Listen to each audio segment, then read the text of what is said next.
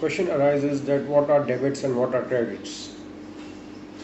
To know what are debits and what are credits, you first have to know the account's nature.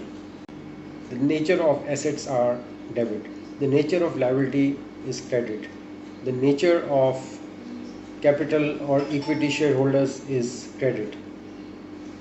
The nature of expenses is debit. The nature of income is credit. So first you have to know the nature. If you know the nature of accounts, so you can easily understand what are debits and what are credits. In other words, as the asset's nature is debit, so when assets are increased, it is debited.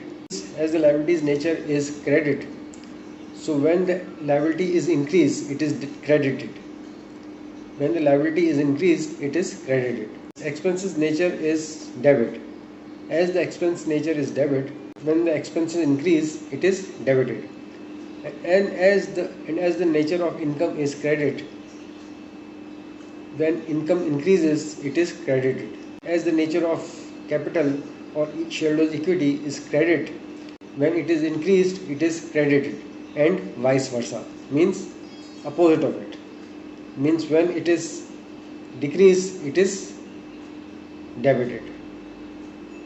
So this is very simple. What are debits and what are credits? For knowing what are debits and what are credits, you first have to know the account's nature. Once you know the nature of the accounts, you can easily understand what are debits and what are credits.